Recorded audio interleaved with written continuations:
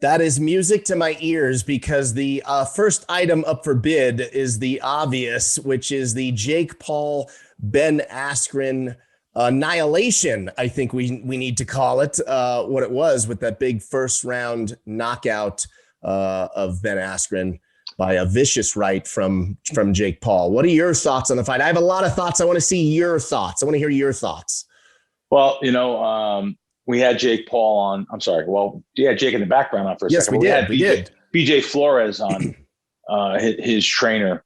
And just like BJ said, I actually said this. So I actually made a comment that you like first round knockout. And he said, well, I'm not necessarily saying first round knockout, but we're going to knock him out in the first 4 rounds.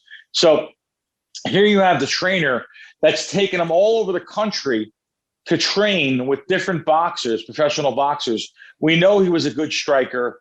We know from the people we know in the industry. My friend Teddy Atlas has his podcast, and he had Ben Askren on. I watched it twice because I wanted to hear again what I just heard Ben saying. And that was, well, no matter what happens, I'm gonna drive home having a bigger bank account that night. And then a second time on the show, he said, I'm gonna have a bigger, I'm gonna have a bigger bankroll again. Meaning like he's not tipping his hand. Of course he wanted to win, but I think he just was there for the paycheck, just like he said on Teddy's show. And, but the combination of that and the combination of our podcast, looking at it now, probably should have been a bigger bet. And just like I told BJ, I was going to have a 5-figure bet on it. I posted one of my tickets on Twitter, my Circa sports ticket. I had a $5,000 bet with Circa minus 160. And then I had, before that though, I bet 6,000 minus 167. And I actually, just like I said on, I'm a spokesman for PointsBet. And just like I said on the PointsBet video, which was on Twitter, it's still there. I said, I'm going to actually, instead of laying the 160, I would say, you guys should take him by knockout, which was minus 110 at a couple spots. For me to go all out and saying this stuff on my socials, saying on the podcast, putting it on Twitter, I don't really like giving picks out because people judge you by one pick. They judge you by one pick. And I know long-term, I know what I've been paying taxes on the last, decade and a half, 20 years. So it's on gambling when it's on winning sports betting. So it's tough to just have you judge it by one pick. But I went all out there, kind of put myself on, I say on the line. It really wasn't that. I've had losing picks too that I talk, but I know I win more than I lose. So bottom line is you look back at it now and you say, and we had my agent, my lawyer, my friend on before the show talking to him. He makes some great sense though. This Triller network was based on Jake Paul winning. So you look back at it now, like he said, the balloons came down with Jake Paul on them. Diplo played a song with Jake Paul in it. This was all arranged for really Jake Paul. And I don't mean arranged like fixed, like maybe you guys think, or a lot of guys on Twitter think that too.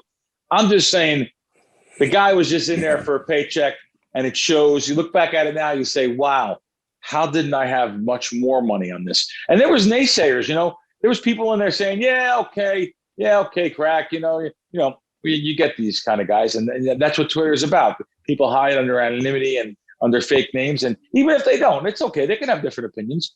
And they just say that there's no value. And to be honest with you, that's another whole question within itself. This fight dropped tremendously against everything I'm about. I laid 166 for 6,000, laid 160 for 5,000. And all of a sudden, I seen this fight dropping everywhere.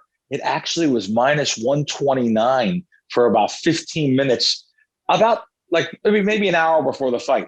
And right 20 minutes before the fight, it was minus 130 at one of the biggest shops in the world.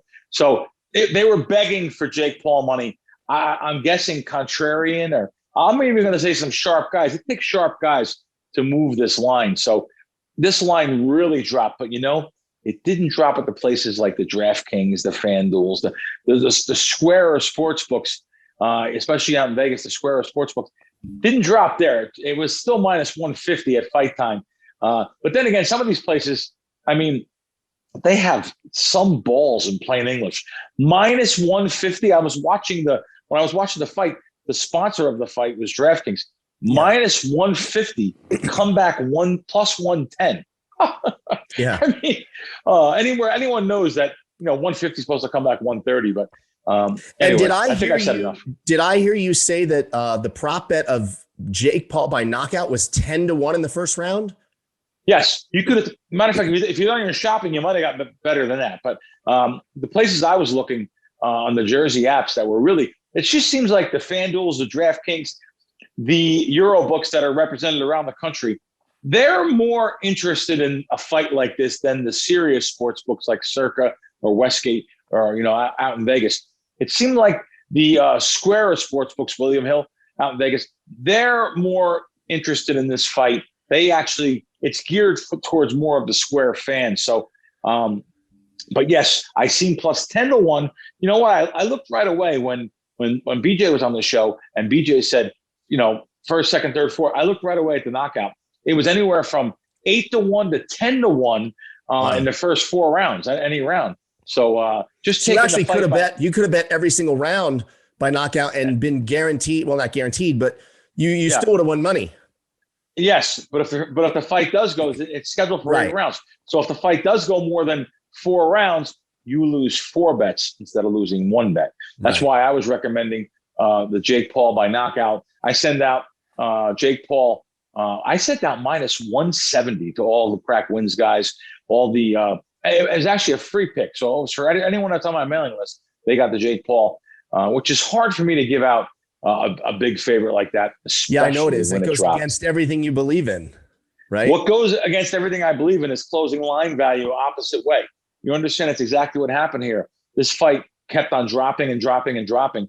As I was inquiring, I did find out that a lot of the kind of the sharper guys thought that it was too high for a YouTuber, but maybe they weren't informed like we were, John. They didn't have a BJ Flores. They wouldn't have an Askren on like Teddy's podcast. But if they do their research and do watch stuff like our podcast, like Teddy's podcast, they would have seen firsthand how the training camps, how the individual fighters thought, the mentality of the fighter, the mentality of the trainer, the training camp. I mean, you've seen those guys go down the steps, and here you had BJ on his phone saying, "What do we think, guys? What do we think?" And all those guys together, including Jake Paul, 3 days. That's what I effing think. I mean, that's what he said. Right. It's going to be like it was like Mr. T in Rocky when he said, "What do you predict? Pain."